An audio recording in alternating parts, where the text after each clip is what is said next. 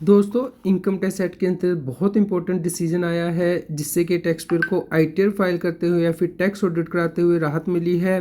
और दोस्तों, उन्हें एक्सपेंसेस के ऊपर जो वो पे नहीं करते हैं गवर्नमेंट को टाइमली, उनके ऊपर टैक्स नहीं देना पड़ेगा। दोस्तों, रेगुलर अपडेट के लिए आप CS Satbir Singh YouTube channel को सब्सक्राइब कर लें ताकि आप टैक्स की कॉम्प्लायंस कर पाएँ और पेनल्टी से बच पाएँ। दोस्तों, सबसे पहले तो आपको सेक्शन 43B को समझना है, यानी कि आपको डिडक्शन तभी मिलती हैं यदि आप एक्चुअल पेमेंट करते हैं। ऐसे एक्सपेंसेस यहाँ पे स्पेसिफाई किए गए हैं ताकि दोस्तों जो बिजनेसमैन है वो गवर्नमेंट की पेमेंट को डिले ना करे, इसके लिए ये सेक्शन बनाया गया है।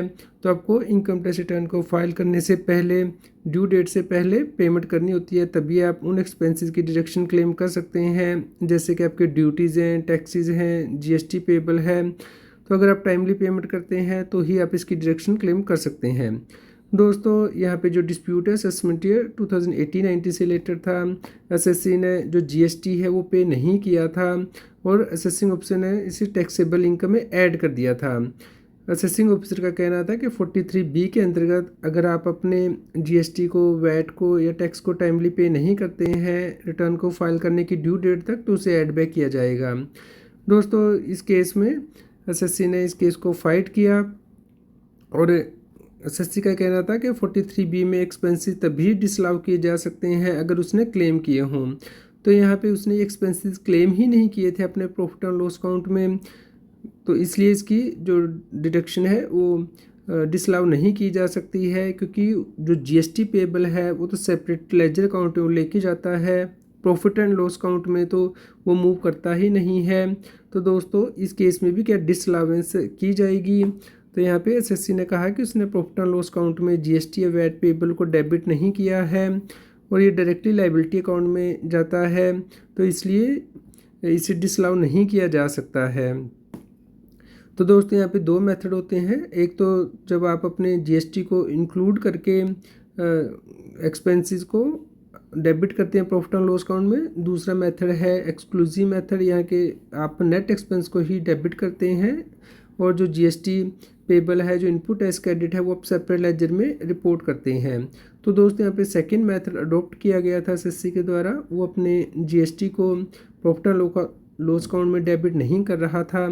तो इस केस में डिसीजन दिया गया है इनकम टैक्स अपीलेट ट्रिब्यूनल के द्वारा कि जो 43B का डिसअलाउंस है वो नहीं किया जा सकता है, क्योंकि एसएससी ने इसे डेबिट ही नहीं किया है। तो जब डिडक्शन ही क्लेम नहीं किया प्रॉफिट एंड लॉस अकाउंट में, तो उसकी डिसअलाउंस करने का सवाल ही पैदा नहीं होता है। तो दोस्तों, इस केस में 43B का जो डिसअलाउंस है वो नहीं किया गया है, इस प्रकार टैक्स पे करने की आवश्यकता नहीं पड़ेगी। तो दोस्तों, इस प्रकार जो अकाउंटिंग है वो बहुत ज़्यादा इम्पोर्टेंट हो जाती है कि आप कैसे अकाउंटिंग करें इनडायरेक्ट टैक्सेस की। और दोस्तों, इस केस में 43B से आपको राहत मिल सकती है अगर आप ये जो एक्सपेंसेस है वो नेट करके ही शो करते हैं, GST उसमें डेबिट ही नहीं करते हैं। तो इस प्रकार जो GST पेबल है आप टाइमली पे नहीं भी करते हैं तब भी उसकी डिसअलाउंस नहीं की जा सकती है। तो दोस्तों, अकाउंटेंट को इंश्योर करना है कि करेक्ट अकाउंटिंग करें इनडायरेक्ट टैक्सेस की। और दोस्तों, आप प्रॉपर बुक कीपिंग भी मेंटेन करके रखें।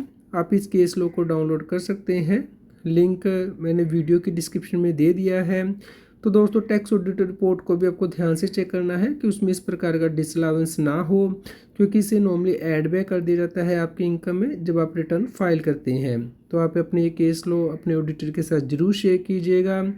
इसी प्रकार के रेगुलर अपडेट के लिए आप हमारे व्हाट्सएप चैनल को भी सब्सक्राइब कर लें। QR कोड स्क्रीन पे दिया गया है, कृपया लाइक करें और शेयर करें।